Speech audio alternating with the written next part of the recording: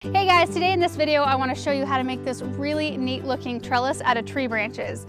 It's really inexpensive. It only costs a couple dollars in supplies to make.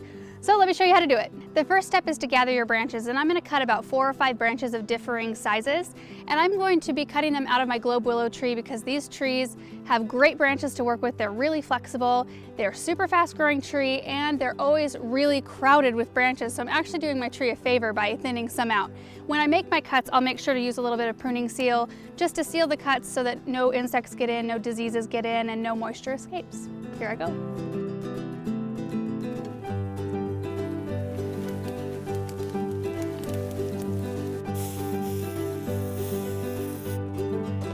I'm taking 2 really similarly shaped branches and I'm going to clean them up to create my outer framework.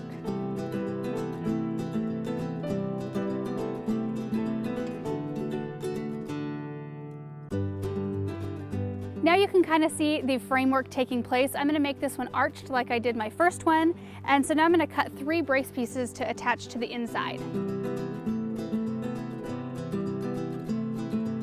Next, drill pilot holes from the outside of the framework into the brace pieces and attach them with screws. I'm using 1 5/8 inch screws, but it will vary depending on the diameter of the branches you're using.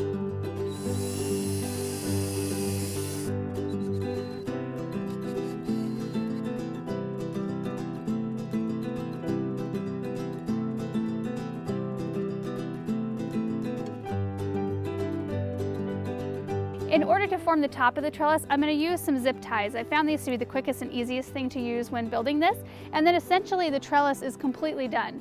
You don't have to add anything else. The frame is there. I like to add a few more decorative branches to the back side of it just to fancy it up, and I will attach those using zip ties as well.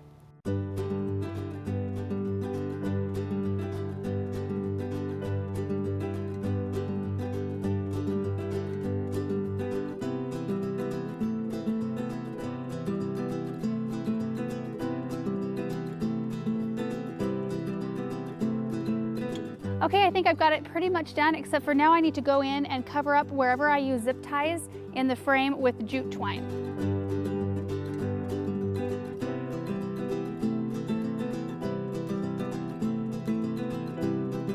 So when I started, I had in my mind to make this into kind of a Gothic arch look, and it turned into a heart.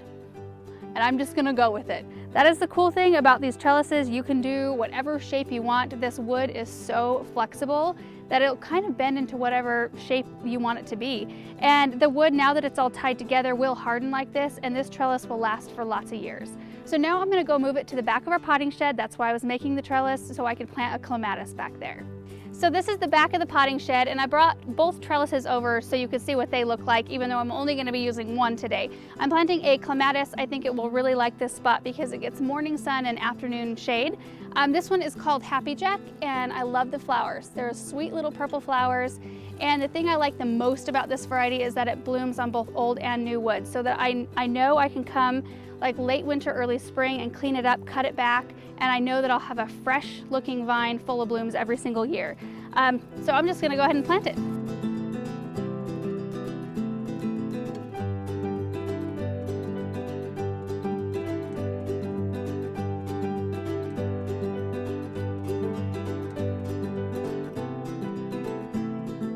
Okay, I've got it all planted in, and this vine came on a trellis. This trellis was already in the can with the vine growing on it, and I'm just gonna leave it be because the vine will just keep on growing. It won't hurt anything, and in time you won't even see it.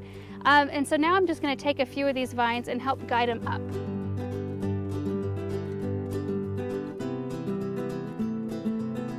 So that is it. I hope you guys enjoyed watching this process. I think it's just such a great, inexpensive way to grow beautiful vines. And so if you have trees that need to be pruned or extra garden scraps, just remember this project and know that you can come up with something really unique really quickly. Thank you guys so much for watching, and we will see you in the next video. Bye.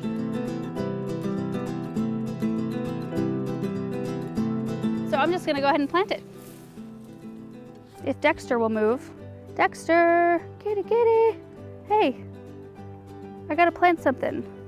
Oh, life is rough for Dexter, man.